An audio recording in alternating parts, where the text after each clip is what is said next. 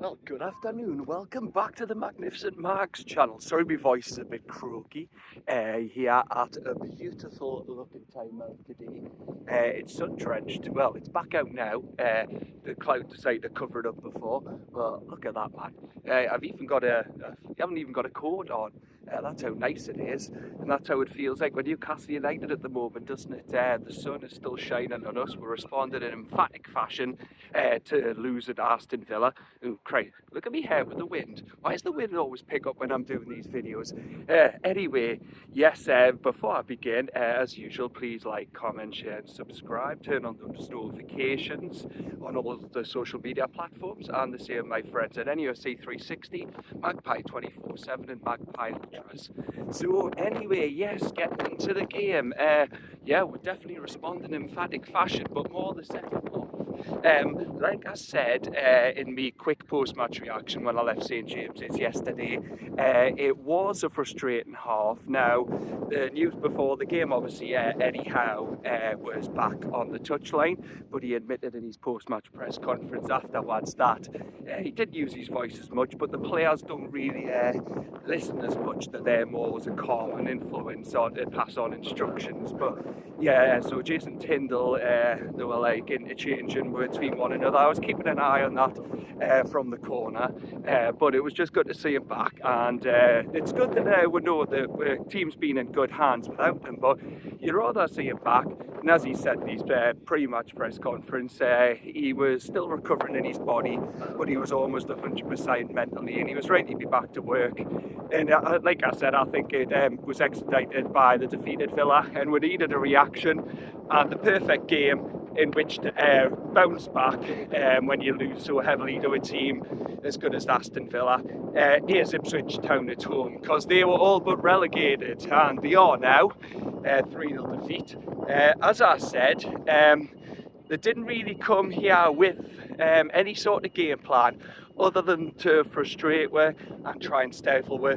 They basically sat in the low block. We were talking about it all game in the stands, but they did. They come and sat in the low block. They were trying long balls, and they were trying to frustrate some more players. I mean, I don't even really want to go on too much more about Michael Salisbury, but my God, honestly, I've seen some shocking refereeing performances in my time, and not just him, but his team as well. He had a shocker all game. Look, I said yesterday in my reaction video leaving the ground that you can accept that a team comes here and have a game plan. That's up to them. You can do what you like. It's your team. You've got to try and win and get the points. But you've got to have a referee who's competent, who's got a decent handle on the game. But he didn't at all. I mean, that one, I think it was Sam Morse he got away with on Joe Willock.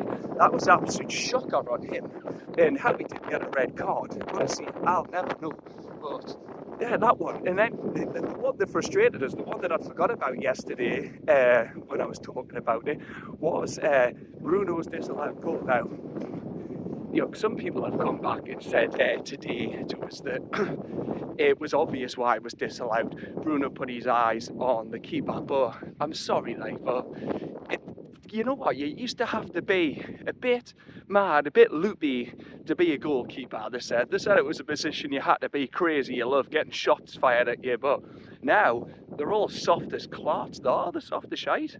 Like, I've never seen so much protection given to them as the last few seasons, and that was just awful. Like, Bruno just stood his ground, and the keeper went into him to initiate contact, hoping the decision would be given, and lo and behold, it was. I knew it wasn't the right decision at the time, and looking at it back 2, 3, 4 times, I've even slept on it, and I still agree now. It was an absolute shocker. But fortunately, in the end, it didn't matter. What a first half, though. I mean, team news, obviously Botman was back in the squad. He got on in the end when we could make the changes. That was fantastic. It's great to see him back. We've got another option in there, and it was good to see him get his minutes. Obviously, I believe we took Fabian Schär off near the end, like, to give Botman obviously some game time. A game he was comfortable, he wouldn't overexert himself. And obviously Fabian Schär had the hamstring tweak, like that worry after Villa Park, so it was job done in the case of get Sven Botman on the pitch. But yeah, he was back. But someone who wasn't there was Joe Linton. Now, it's been confirmed he's went for a scan for a knee injury. That's all the reports. So he is out now. Again, we didn't really need him in a game like yesterday against a team who had just come and sit in. Yes, they probably had a decent 20-25 minutes, but like I believe, honestly, some people said they played well. I don't believe they did. And yeah, it's a game you can afford to miss them in. But yeah, I do think we will miss them maybe next weekend when we're down there at Brighton. But also Chelsea, they're the games where he really steps up, and he loves to have that physical battle and get stuck in with everyone. So we definitely will miss him there. But Joe Willock came in his place. Now, I'm not really going to pile in on Joe Willock because, look, he hasn't had the minutes. And we all know, we've seen about Harvey Barnes. Harvey Barnes, when he's had minutes and a run in the team, he's been playing well. And he played well again yesterday, that's proof of it. But yeah, the fact that Joe Willock, he's the type of player with a runner, long legs, carries you up the pitch. He's someone that does need a run in the team, and he might get that now. Joe Linton, Eddie Howe said, he's been carrying that knee injury and playing through the pain for a while. So this could be the chance where Joe Willock gets a run in the team. Now, yeah, he was getting targeted. I don't know if at times they thought he had a Joe Linton mask on. Like I said, that absolute stinker from Morsey on him. But yeah, I don't want to be too harsh on him. Did he play too well? No. Sometimes he can go missing. But you know what? Give him a run in the team for a little bit and see how he does. But others who played well, I've just got to obviously praise Kieran Trippier. Well, not even just that. Trippier, I said probably Murphy might be the man of the match. But looking back at the highlights, because some things you're trying to remember straight after the game and the heat of the moment and sum it up. But looking at it back, I honestly believe Trippier was man of the match. That's not taking anything away from Murphy. I felt all four players on both flanks were excellent. Murphy, Trippier, Barnes and Livramento, they were brilliant yesterday. And obviously, as usual, no surprise here, Sandro Tonali again was everywhere. But yeah, going through that first half, obviously I've mentioned the game plan that they had, but in a way I said, like, it was frustrating, but at the same time it was exciting. It was bonkers the way it played out. Honestly, the amount of chances we had. I mean, I've looked back at the chances after the game, and like, because I was curious by the number of crosses we did. Now, I looked at the stats, and it was absolutely bonkers. But we had 11 corners. We've done 11 corners. 12 crosses and 20. I was going to say 26 crosses. No, it was 26% of crosses came off. So that means we had 46 crosses in total. So we absolutely pummeled them from the wings. And yeah, Jacob Murphy and Kieran Trippier destroyed them on that side. But some people are mentioning it was discussed after the game. Isak wasn't in there at times. Why wasn't he? Well, he does a job elsewhere. He's still got 3 goals in 6 games since the final. And also, he was on the score sheet again yesterday. He's got his 26th goal of the season. And in all competitions, 22 in the league. So he's still doing it. Yes, I believe his movement's a bit off, but you know what? Good striker, still get the goals. And yeah, Murphy was excellent. And yeah, Isak's got more to his game though. He pulls off to the left. He can drop deep. He creates space for others. He brings them into play, starts moves off, and look at that. He got that right back sent off yesterday. I mean, what he was doing though, my God, I just do not get that. Like, you're on a yellow, and why would you bring a player down? But it's the fact that the dive in the first place, obviously we're in the corner, and when he came through, you could tell it was a dive straight away. It was absolutely pathetic, and rightly so, he got the yellow card. But why you would do that when you're on a yellow card and pull him down? It was great from Isak when it was played into him to play it round him with one touch, and he was away from him. Why you pull him down? Look, I know you're down, your confidence might be a bit shot, but it's honestly, it's absolutely bonkers. And I checked the stat before.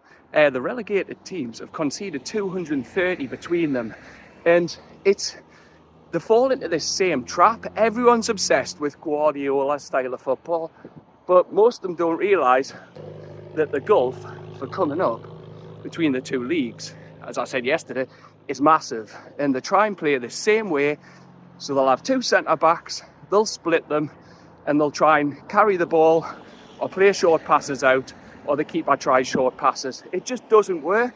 And especially when you're at St James's against a team like us who press. It's honestly, I just do not get why they do that. So many teams push the suicide button. And look, I know they were down, and would they have anything to lose? No, they probably knew it. But why they still keep doing it over and over again? Like, even as an opposition fan, I'm laughing, thinking, you've gifted with this. But why they keep doing it as well? I'm still pulling my hair out filming, because it's just nuts. I don't know why they do it.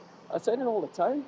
Definition of insanity is doing the same thing over and over. They keep doing it, especially against us up here, and expecting different results. And it just doesn't work. And it resulted in that for the red card. Nuts. But it made the game for them over as a contest, even still at 0-0. And they were ran into the ground from then on out with stamina, intensity, and Kieran Trippier was at the heart of all that. Created 3 big chances, got 2 assists. So he's fantastic at the moment. And I mean, the only downside I say with Trippier now he's got his form back is the fact that, 1 second, don't want to be ran over. That would be some edit from the video. Yeah, the only thing downside with Trippier, now he's back in the form of his life, is his age. Honestly, he's like 34, coming up 35 later in the year. That's the only thing against him, because I've never seen him in such fantastic form as he has been, well, probably in 2025, to be honest. You can tell, like, his personal life's nothing to do with anyone. That's his business, no one else's. But it's good to see that his mindset's back in the right place. Whatever weight was on his shoulders is gone, and he was superb yesterday. But him and Murphy, I mean, as I kept touching on there, Murphy, the amount of chances he put into that box and no one was on the end of, I'm not just blaming Isaac, because the team have been sharing the goals out lately, but yeah, it was so frustrating. We had first half though, like, I mean, you had Bruno's chance that was cleared off the line. You had Tonali's when Murphy dragged the ball back to him, like, and he hit it off the air. I think it was where the bar and the post meet. So that was another chance. Obviously, Isaac had a header over. He also volleyed over.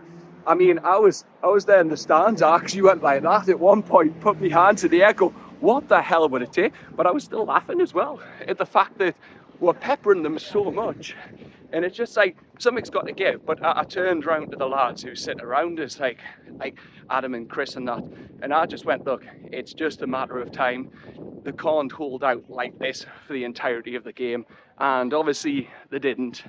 And yeah, we'll just put them to the sword after that. I mean, again, stupid decision making. And Cissokho can plead all he likes that it wasn't a penalty against Jacob Murphy, but it was. Like Bruno's was a goal, that was a penalty, and I'm glad, even though so many decisions and it was so stop-start. That's why the first half was frustrating. But the fact that it had to go to VAR to review something like that. Get in here. The fact that it had to go to VAR for something like that, honestly, is crazy. But I'm glad the right decision was come to. You can tell it was a clear pull. And the fact that in Cissokho, he was like that waving his finger. Then you look at him in the replays and he's walking away, he's like this.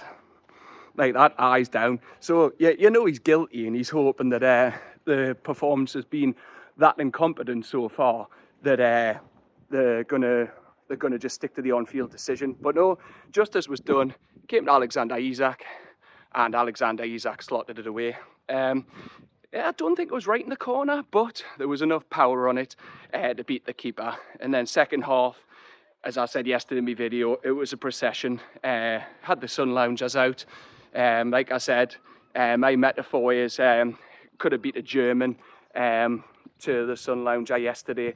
We're that comfortable, we had all the time in the world. Nick Pope, when he got it, they shouted shoot at one point. I mean, that's how funny it was, the fact that he had nothing to do. If it wasn't such a warm day, he would have froze to death. Honestly, someone should have put a coat on him if it was any colder. But yeah, the second half was a stroll. It was just a matter of would we go for more goals? Will we play with a higher intensity, or will we just conserve our energy? And you know, I think it was a mix of both, which I'm happy with. Again, some might say, oh, just go and add 4, 5, 6. It's disgraceful. It was only 3-0. It's not Football Manager. It's not FIFA. Players, actual human beings that have to conserve themselves. And yes, we've got, well, it's now 7 days, but we had 8 days between yesterday and Brighton next Sunday. Obviously being Sunday now, but you can't just keep running and adding goals. It doesn't work like that. But the fact we've got 3 goals and we've reversed the 3 goals that were lost at Villa, losing 4-1, we've corrected that. Chelsea, who were level with them, yes, they beat Everton in the early kick-off at 12:30. So the fact that we've reversed the goals that we had at Villa Park that came off, we've added those 3 back on, and we're better than Chelsea's goal difference by 2. And importantly, we're still ahead of them, and we've still got to play them after Brighton up here 2 weeks today. And that game's looking monumental now. We've just got to hope, with Brighton being a bogey ground, that I don't know if we've ever won there. Nope, we've never beat Brighton at their stadium in the top division in our history. Last win there was the 28th of February 2017. Mo Diarmi and Ioti Perez were the goals, but that was in the Championship. And our last win at all ever was the Goldstone Stadium, 21st of October 1989, but that was the second division in a 3-0 win. But if we can correct it and finally get the win, then it might be one of those games where Chelsea drop points and we could actually be, I think we're 2 points ahead of them. I'll post it up on the screen. I'll put a comment if that is wrong, but we could be 5 or could be 3 if they draw. But we've just got to, we'll just see. We'll just see. But I know they've got Forest on the last game of the season. I just went back there and checked the name of the right back who got sent off in there, but it was Ben Johnson. Now, Bruno Guimaraes was skipper, is on 150 appearances, so that's brilliant. Well done, captain. 150 appearances for the club and he's won World Trophy. Absolutely fantastic. It's unreal that. The player who cleared the chance off the line, I just quickly went away there and I've edited this in, was Wolfenden. He's the one who headed it over. His name's such a mouthful. I couldn't remember that off the top of my head.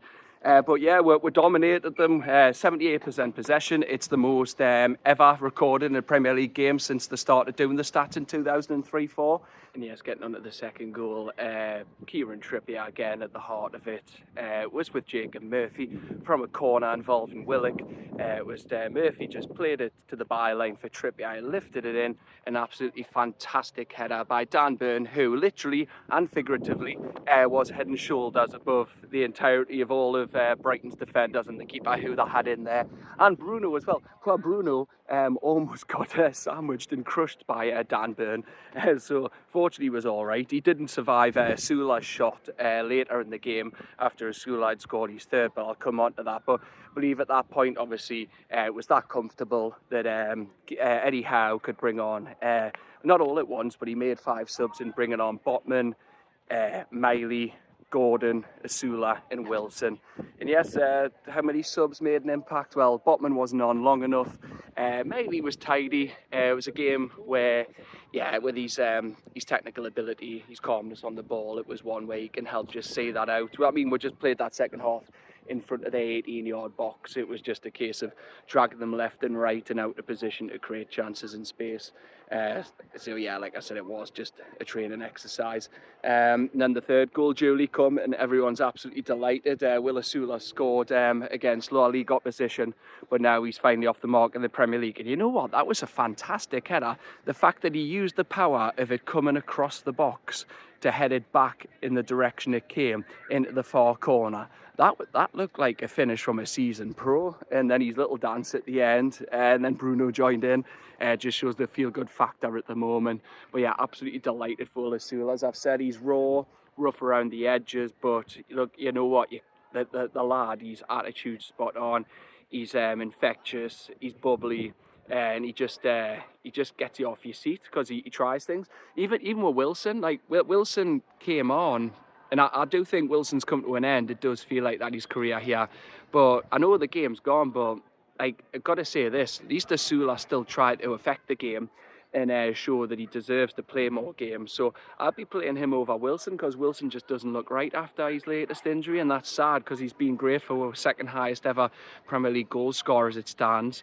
But yeah, Wilson just doesn't look the same anymore. But yeah, 78% possession, 3-0 win, clean sheet. You can't complain at that. It's job done. We're back up to third place. Took advantage. In the past, this would have been a game where we slipped up in. But yeah, it was just such a comfortable match. No injuries. Obviously, Barjo Leighton, but that was pre-match.